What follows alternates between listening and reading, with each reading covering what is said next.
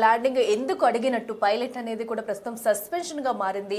అటు ఏదైతే ఆ ఫ్లైట్ లో ఉన్న బ్లాక్ బాక్స్ దొరికితేనే కానీ వీటన్నింటికి కూడా ఆన్సర్ వచ్చే అవకాశం అయితే కనిపిస్తుంది. బ్లాక్ బాక్స్ దొరికిన అనంతరం కూడా దానిని క్రోడీకరించి అసలు వాళ్ళ ముందు ఏం మాట్లాడుకున్నారు, ఎందుకు ఎమర్జెన్సీ ల్యాండింగ్ అడగాల్సి వచ్చింది అనే విషయాలు కూడా బయటకు వచ్చే అవకాశం అయితే కనిపిస్తుంది. సో ప్రస్తుతం అయితే అటు ఆ ఘటనా స్థలం నుంచి అయితే మృతదేహాల్ని ఆసుపత్రికి తరలిస్తున్నారు. వారి కుటుంబ సభ్యులు కూడా ఇప్పటికే అక్కడికి చేరుకుంటున్నారు. మరో పక్కన ఘటనా స్థలంలో ఏమన్నా ఆనవాళ్లు దొరుకుతాయా, ఏమన్నా ఆధారాలు లభిస్తాయా అనే కోణంలో కూడా ఇప్పటికే విచారణ అయితే ప్రారంభించారు. ఇంకా పూర్తిగా మంటలను అయితే అదుపులోకి తీసుకొచ్చేందుకైతే ప్రయత్నాలు అయితే జరుగుతున్నాయి.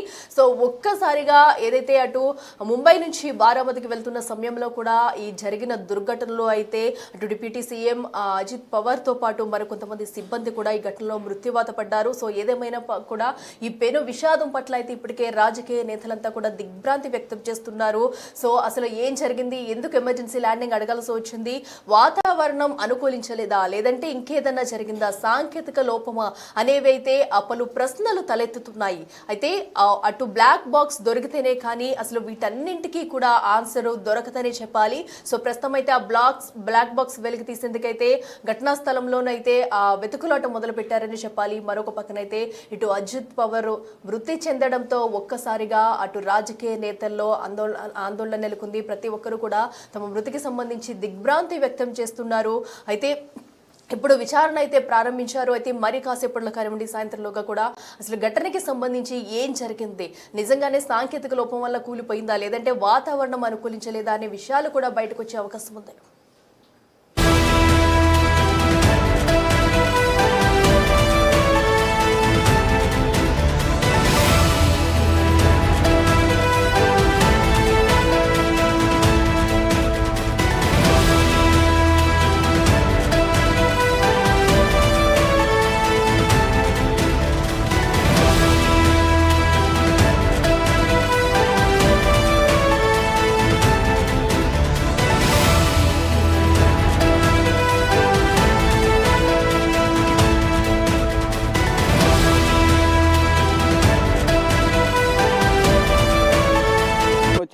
ఇక ట్విట్టర్ వేదిక ఒక్కొక్కరుగా కూడా స్పందిస్తున్నారు. సివిల్ ఏవియేషన్ అయితే అధికారికంగా దీని గురించి స్పందించింది. ఇక శరద్ పవార్ అన్న కుమారుడు అజిత్ పవార్ రాజకీయాల్లోకి రావడంలో అజిత్ పవార్ కూడా శరద్ పవార్ కీలక పాత్ర వహించారు. ఇప్పుడు దాదాపు అన్ని మంత్రివర్గాలు కూడా మంత్రివర్గాలు కూడా ఆయన ఉప ముఖ్యమంత్రిగా పనిచేశారు. అంటే మహారాష్ట్రకు అత్యధికంగా 6 సార్లు ఉప ముఖ్యమంత్రిగా పనిచేసిన అనుభవం అనేది ఆయనకుంది. ఇది పృథ్వీరాజ్ చౌహాన్ కానీ, దేవేంద్ర ఫడ్నవీస్, ఉద్ధవ్ ఠాక్రే, అలాగే ఏక్నాథ్ షిండే మంత్రివర్గాల్లో కూడా ఆయన పనిచేశారు. ఇక 2023లో శరద్ పవార్ నేతృత్వంలో ఎన్సీపీ నుండి ఆయన విడిపోయి సపరేట్గా పార్టీ పెట్టుకున్నారు. సపరేట్గా ఎన్నికల గుర్తును కూడా ఆయన సంపాదించుకున్నారు. తర్వాత బారామతి నియోజకవర్గానికి ప్రాతినిధ్యం వహిస్తూ ఉన్నారు. అదే బారామతి నియోజకవర్గంలో బహిరంగ సభలో పాల్గొనేందుకు వెళ్ళిన నేపథ్యంలో అక్కడనే ఈ విమాన ప్రమాదంలో ప్రాణాలు కోల్పోవాల్సిన పరిస్థితి అయితే ఏర్పడింది. ఇక ఆయన 2024 నాటికి అంటే 65 అంటే దాదాపు 67 ఏళ్ల వయసు కలిగి ఉన్నారు. 1959లో జూలై 22, 1959లో ఆయన జన్మించారు. ఆయన మొత్తం కూడా రాజకీయ జీవితం అంతా కూడా ఎంతో విజయాలు సాధించారు. రాజకీయ అనుభవం కానీ, ఆయన రాజకీయ అనుభవంతో మహారాష్ట్ర కూడా ఎంతో ఆయన ప్రాంతాలు కానీ ఇక ఇతర ప్రాంతాల్లో కూడా ఆయన అనేక అభివృద్ధి కార్యక్రమాలు చేపట్టారనేది కూడా చెప్తూ ఉన్నారు. అంటే ప్రముఖ రాజకీయ నాయకుడు, ఎంతో కాలంగా అందరి మన్ననలు పొందిన శరద్ పవార్ అన్న కుమారుడు అజిత్ పవార్ మృతి చెందడం పట్ల అటు వారి కుటుంబ సభ్యులు కానీ, ఆయన అభిమానులు, రాజకీయ ప్రముఖులు కానీ, ఆయనతో సత్సంబంధాలు కలిగి ఉన్న ప్రతి ఒక్కరు కూడా తీవ్ర మనోవేదనకు ఆవేదనకు గురవుతూ ఉన్నారు. అంటే ఒక ప్రభుత్వ కార్యక్రమాల్లో అంటే బహిరంగ సభలో పాల్గొనడానికి వెళ్ళిన సందర్భంలోనే ఈ తుది శ్వాస విడవడం అనేది కూడా అందరూ కూడా జీర్ణించుకోలేకపోతున్నామంటూ కూడా ఆయన అభిమాన వర్గం ఎవరైతే ఉన్నారో, సహచరులు కానీ, ఇటు పార్టీ అభిమానులు కానీ, కార్యకర్తలు ఎవరైతే ఉన్నారో వారందరూ కూడా కన్నీటి పర్యంతం అవుతూ ఉన్నారు. ఎక్కడో కొంత ఆశ ఉంది, కానీ ఇంత పెద్ద ప్రమాదం జరగడం అంటే ప్రమాద తీవ్రతను బట్టి ముందు అందరూ కూడా అంచనా వేశారు. ఎక్కడో చిన్న హోప్ ఉంది, బ్రతుకుతారని ఎటువంటి అధికారిక ప్రకటన ఇప్పటివరకు చేయలేదు కాబట్టి అని అందరూ భావించారు. కానీ సివిల్ ఏవియేషన్ మినిస్ట్రీ అధికారికంగా ప్రకటించింది. దాంట్లో ప్రయాణిస్తున్న వారందరూ కూడా మృతి చెందినట్లు కూడా చెప్తున్నారు. ఇక ఇప్పటికే ఆ ప్రమాదం జరిగిన ప్రాంతానికి కానీ, మరోవైపు మృతదేహాలన్నింటి కూడా డెడ్ బాడీస్ని సమీపంలోని ఆసుపత్రికి తరలించారు. వారి కుటుంబ సభ్యులకు వారందరికీ కూడా హ్యాండ్ ఓవర్ చేసేందుకు ప్రయత్నాలు చేస్తున్నారు. ఈ నేపథ్యంలోనే ఇటు అజిత్ పవార్ను ఏదైతే ఆసుపత్రికి తరలించారో అక్కడికి ఇప్పటికే వారి కుటుంబ సభ్యులు కొంతమంది చేరుకున్నట్లు కూడా తెలుస్తుంది. మరోవైపు సుప్రియ సూలే కూడా ఢిల్లీ నుంచి బారామతి బయలుదేరారు. వారితో పాటు ఎన్సీపీ అలాగే ఇతర పార్టీలకు సంబంధించిన ఆయనతో సత్సంబంధాలు కలిగి ఉన్న నేతలందరూ కూడా అక్కడికి చేరుకుంటూ ఉన్నారు. అయితే ఈ ప్రమాదం ఎలా జరిగింది, ఏంటి, సాంకేతిక లోపమా, ల్యాండింగ్ చేసే సమయంలో ఏమైనా తప్పిదాలు ఉన్నాయా, ఏం జరిగింది అనేది కూడా ఇంకా అధికారికంగా తెలియాల్సి ఉంది. సటాస్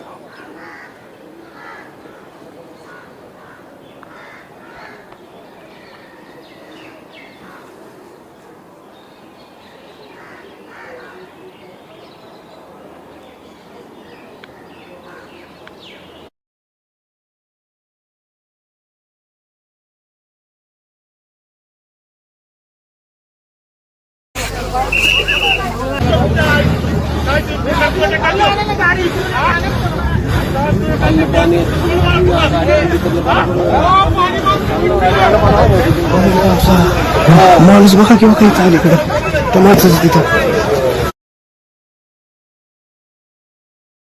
అందుతుంది. కానీ దానికి సంబంధించి ఎటువంటి అధికారిక ప్రకటన అంటే ముందు ఆసుపత్రికి తీసుకెళ్లిన తర్వాత ట్రీట్మెంట్ ఇచ్చిన తర్వాత బ్రతికే ఛాన్సెస్ ఉండే అవకాశం ఉంది అనేది కూడా వారు భావించి దానికి సంబంధించి ఆసుపత్రికి తీసుకెళ్లిన తర్వాత అధికారికంగా వారందరూ కూడా వైద్యులు ధృవీకరించిన తర్వాత వారి కుటుంబ సభ్యులకు అటు అధికార యంత్రాంగానికి సమాచారం ఇచ్చిన తర్వాత వారు సివిలియేషన్ డిపార్ట్మెంట్కు సమాచారం ఇచ్చారు. వారు అధికారికంగా ఈరోజు ప్రకటించారు. అయితే దాంట్లో బ్లాక్ బాక్స్ మీరు అన్నట్లుగా దాంట్లో బ్లాక్ బాక్స్ ఉంటుంది. దాంట్లో సమాచారం కూడా సేకరించే అవకాశం అయితే కనిపిస్తుంది. సమాచారం అయితే కనిపిస్తుంది. అంటే ముందు దాంట్లో ఎంతవరకు ఏం జరిగింది, ప్రమాదం జరిగే సమయంలో అటు అజిత్ పవార్ కానీ ఆయనతో పాటు ప్రయాణించిన వారు కానీ పైలట్ కానీ ఏమైనా మాట్లాడారా, ప్రమాదం జరిగే సందర్భంలో అటు ఏటీఎస్ ఎయిర్ ట్రాఫిక్ కంట్రోల్కు ఏమైనా సమాచారం అందించారా ప్రమాదం జరిగే సమయంలో అనేది కూడా తెలియాల్సి ఉంది. ఏదైతే దీనికి సంబంధించి అందరూ కూడా బ్లాక్ బాక్స్ పైన అందరూ దృష్టి సారించారు మీరు అన్నట్లుగా. ఇప్పుడు బ్లాక్ బాక్స్లో ఏమైంది, ఏం మాట్లాడారు, ప్రమాదం జరిగే సమయంలో వారు ఏమైనా మాట్లాడారా ఏటీఎస్తో కానీ ఏటీసీతో కానీ, మరోవైపు ఇతర వారు ఏమైనా మాట్లాడుకున్నారా ఏంటి అనేది కూడా దాంట్లో రికార్డ్ అయ్యే అవకాశం అయితే కనిపిస్తుంది. దాంట్లో ఉన్న సమాచారం మేరకు అధికారికంగా అసలు ప్రమాదానికి గల కారణాలు ఏంటి అనేది కూడా తెలిసే అవకాశం అయితే కనిపిస్తుంది. ప్రజెంట్ అయితే దాంట్లో శిథిలాలను కూడా తొలగిస్తున్నారు. ఆ బ్లాక్ బాక్స్ను అధికారులు ఇటు ఫోరెన్సిక్ టీం కానీ ఇటు ఏవియేషన్ డిపార్ట్మెంట్ సంబంధించిన అధికారులు అక్కడ చేరుకున్న బ్లాక్ బాక్స్ను స్వాధీనం చేసుకున్న తర్వాత దాంట్లో నిక్షిప్తమై ఉన్న సమాచారం ఏదైతుందో దాన్ని అధికారికంగా దాని నుంచి తీసుకున్న తర్వాత అధికారులతో చర్చించిన తర్వాత అధికారికంగా దాన్ని ప్రకటించే అవకాశం అయితే కనిపిస్తుంది. కానీ ఈలోపు ఇటు అజిత్ పవార్కి సంబంధించిన అంత్యక్రియలు కానీ ప్రమాదానికి గల కారణాలు ఏంటి అనేది వివిధ కోణాల్లో కూడా దీన్ని దర్యాప్తు చేసే అవకాశం అయితే కనిపిస్తోంది. ఇటు కుటుంబ సభ్యులు అయితే తీవ్ర ఆవేదన వ్యక్తం చేస్తున్నారు, కన్నీటి పర్యంతం అవుతున్నారు. ఇటు సుప్రీం కోర్టు ఇప్పటికే ఢిల్లీ నుంచి బారామతి బయలుదేరి వెళ్ళారు. అజిత్ పవార్ కూడా ఇటు సంఘటన స్థలానికి అంటే ప్రమాదం జరిగిన ప్రాంతం నుంచి ఆసుపత్రికి తరలించారు కాబట్టి మృతదేహాలను అక్కడికి చేరుకుంటున్నారు ఒక్కొక్కరు. ఇటు ఎన్సీపీ కార్యకర్తలందరూ కూడా ఒక్కొక్కరిగా ఆసుపత్రికి చేరుకుంటూ ఉన్నారు. అక్కడికి వెళ్ళి తమ అభిమాన నేతను చూసేందుకు అందరూ కూడా కన్నీటి పర్యంతమవుతూ కూడా అక్కడికి సంఘటన స్థలానికి మరోవైపు కొంతమంది ఆసుపత్రికి వెళ్తూ ఉన్నారు. అయితే దీనికి సంబంధించి ఇప్పటికే సివిల్ ఏవియేషన్ ఒక ప్రకటన విడుదల చేసింది కాబట్టి మరోవైపు ఇటు దీనికి సంబంధించిన బ్లాక్ బాక్స్ సంబంధించిన దానిలో నిక్షిప్తమైన సమాచారాన్ని కూడా సేకరించేందుకు బ్లాక్ బాక్స్ని కూడా ఇటు అక్కడ ఉన్న విభాగం ఏవియేషన్ విభాగం కానీ ఫోరెన్సిక్ టీమ్ కానీ వీరంతా కూడా వాటిని బ్లాక్ బాక్స్ను స్వాధీనం చేసుకుని దాని నుంచి సమాచారం సేకరించే అవకాశం అయితే కనిపిస్తోంది. ప్రజెంట్ అయితే మృతదేహాలన్నీ కూడా ఆసుపత్రిలో ఉన్నాయి. ఆసుపత్రిలో ఉన్న నేపథ్యంలో కుటుంబ సభ్యులు మరోవైపు అభిమానులు అందరూ కూడా ఒక్కొక్కరిగా అక్కడికి చేరుకుంటూ ఉన్నారు. ఇక మొత్తం విజువల్స్ అన్నీ కూడా హృదయ విదారకంగా అంటే వెంటనే ఫ్లైట్ క్రాష్ ల్యాండ్ అయిన వెంటనే ఒక్కసారిగా మంటలు వ్యాపించాయి. ఈ నేపథ్యంలోనే ఆ మంటల్లోనే వారంతా కాలిపోయినట్టు కూడా తెలుస్తుంది. అంటే ముంబై భారత్ అంటే చార్టెడ్ ప్లేన్ అది చార్టెడ్ ప్లేన్లో వెళ్ళారు. ఉదయం 8:45 సమయంలో ఈ ప్లేన్ అనేది క్రాష్ అయినట్లుగా కూడా తెలుస్తోంది. ఇంకా దీనికి సంబంధించి ఇంకా మరిన్ని సమాచారం తెలియాల్సి ఉంది, మరింత సమాచారం. అయితే డీజీసీఏ కూడా director general of civil aviation కూడా దీనికి సంబంధించి ఇంతకుముందు చెప్పినట్లుగా 5 చనిపోయారు. అంటే ఎవరైతే అజిత్ పవార్ ఉన్నారో అజిత్ పవార్తో పాటు మరో 4 మొత్తం 5 చనిపోయారు అనేది కూడా చెప్తూ ఉన్నారు. ఇంకా దీనికి సంబంధించి ఇంకా అధికారికంగా సమాచారం అయితే తెలియాల్సి ఉంది. అయితే అజిత్ పవార్తో పాటు మొత్తం దీంట్లో ఉన్న వారి ప్రయాణికుల వివరాలు కూడా ఇంకా తెలియాల్సింది. ఎవరెవరు వెళ్ళారు, అధికార యంత్రాంగమా, ఇంకా వారితో పాటు ఉన్న పార్టీలో కీలక నేతలు ఎవరైనా ఆయనతో పాటు జర్నీ చేశారా ఏంటి అనేది కూడా ఇంకా తెలియాల్సి ఉంది. అయితే ఇప్పటికే వారి అభిమానులందరూ కూడా సంఘటన స్థలానికి కొంతమంది వెళ్ళారు, మరి కొంతమంది ఆసుపత్రికి వెళ్ళి ఆయన చూసేందుకు వెళ్తున్నారు, మరి కొంతమంది వారి కుటుంబ సభ్యులను పరామర్శించారు. నివేదికల ప్రకారం సరిగ్గా 8:10 ముంబై నుంచి చార్టర్డ్ ప్లేన్ బయలుదేరింది. అజిత్ పవార్ తో పాటు 2 పైలట్లు ఉన్నారు, అలాగే 2 పిఎల్ కూడా ఉన్నారు, మరొక ఎన్సిపి వర్కర్ కూడా ఉన్నారు. మొత్తం వీళ్ళందరూ కూడా ఆరుగురు ఈ విమాన ప్రమాద దుర్ఘటనలో ఘోర ప్రమాదంలో దుర్మరణం చెందినట్టుగా మనకు వార్తలు అందుతున్నాయి. ఒక్కసారి ఆ ప్రమాద తీవ్రతను బట్టి చూస్తే ఏ ఒక్కరు కూడా బతికే ఛాన్స్ లేదని మనం ముందే అంచనా వేయాల్సి వస్తుంది. ఎందుకంటే అతి దారుణమైన ఘటన. విమానం అంతా కూడా ముక్కలైంది. సరిగ్గా ముంబై ఏటీసీకి ఎయిర్ ట్రాఫిక్ కంట్రోల్ సెంటర్ కి 9:12 సమాచారం అంది. ఘటన జరిగిన తర్వాత దాదాపు 20 నిమిషాల తర్వాత గానీ ఈ సమాచారం ఏటీసీకి అందలేదు. అయితే పైలట్ ఎందుకు నియంత్రణ కోల్పోయాడు